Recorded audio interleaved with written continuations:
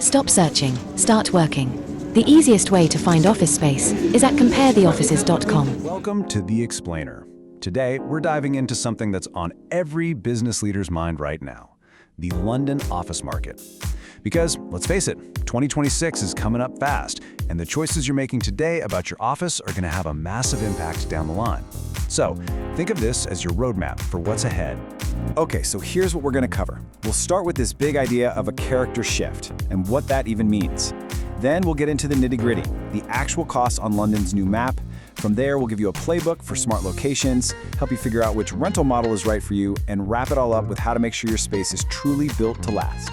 So let's kick things off with the number one thing you need to understand about the market heading into 2026. Seriously, the old rules, they just don't apply anymore. The whole idea of what makes an office good is being turned on its head. And this quote, it just nails it, right? It's not about shiny glass boxes anymore. We're in the middle of what people are calling a flight to character. It's less about a prestige postcode and way more about finding authentic, sustainable spaces that genuinely pull your employees in. And look, this isn't just some fluffy trend. This is real, and it's being driven by hard deadlines and big pressures. You've got the 2026 business rates revaluation looming, much stricter energy efficiency regulations coming in, and of course, the massive cultural shift.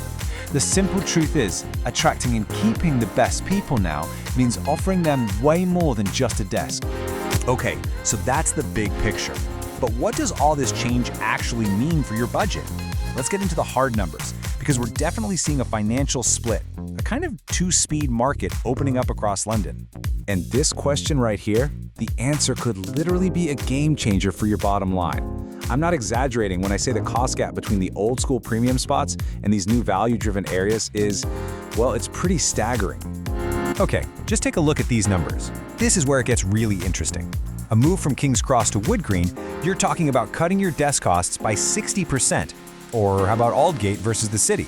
That's a 43% saving right there. These are huge differences. And here's what that actually looks like in pounds and pence. For a pretty small team, say 10 people, just shifting from Shoreditch to nearby Hackney could save you over £32,000. That's not a one-off saving, that's every single year. Now, on the other side of that two-speed market, the premium districts are, well, still very premium. If you absolutely need to be in Mayfair or the city core, these are the kinds of numbers you'll be looking at in 2026. It really shows you just how wide that price gap is getting. Okay, so let's put this all together and build a new, smarter map of London. This is about looking beyond the obvious spots to find those hubs that give you the best of both worlds. Great value and fantastic connectivity. Let's start with Aldgate and Whitechapel. For any finance or tech company, this is a bit of a steal. You're right on the fringe of the city, but the Elizabeth line here changes everything. I mean, 3 minutes to Canary Wharf? That's amazing. Then you've got Hackney and London Fields. This is the heartland for creative businesses. The real charm here is the sheer amount of cool converted warehouses and character-filled buildings. You get all that authenticity we were talking about, but you're not paying that corporate premium. What if you need a modern, high-spec, grade A space, but the city prices make you wince? Then you need to be looking at Stratford. Seriously, the Olympic legacy means the transport links are just phenomenal. You've got the Central, Jubilee, and Elizabeth lines all in one place. It's a connectivity giant. All right, so we've talked about where to look. Now let's talk about how you occupy that space. This is the next big decision, and it really comes down to a classic balancing act: agility versus stability. So how do you choose? Well, it all depends on what your business needs most right now. If speed and flexibility are everything, a serviced office is a no-brainer. Zero capital expense, just move right in. If you're a bigger team and you're planning for the long haul, a traditional lease gives you that stability and control. And then there's the managed office, which is this great middle ground. You get a bespoke space, but without being locked in for years. Okay, last but definitely not least, let's talk about future-proofing.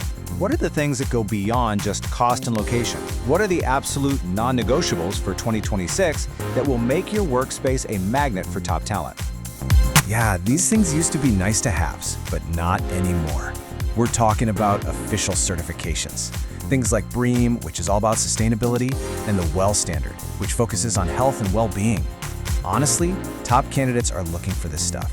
And of course, rock-solid super-fast internet and 24/7 access, those are just table stakes now. And please, take this expert tip to heart. When you're budgeting, you have to look at your total cost of occupancy. Don't get fixated on just the rent. You need to dig into the building's energy efficiency, its EPC rating. Why? Because a bad rating could leave you exposed to future carbon taxes and crazy energy bills. It's a hidden cost you can't afford to ignore. So that leaves us with one big question as you plan for 2026. Is your office just a space, or is it a strategic asset? Because the businesses that are going to win in the years ahead are the ones that see the difference. They're the ones that find that perfect balance of cost, character, and connectivity, creating a place that doesn't just house a business, but actually helps it thrive.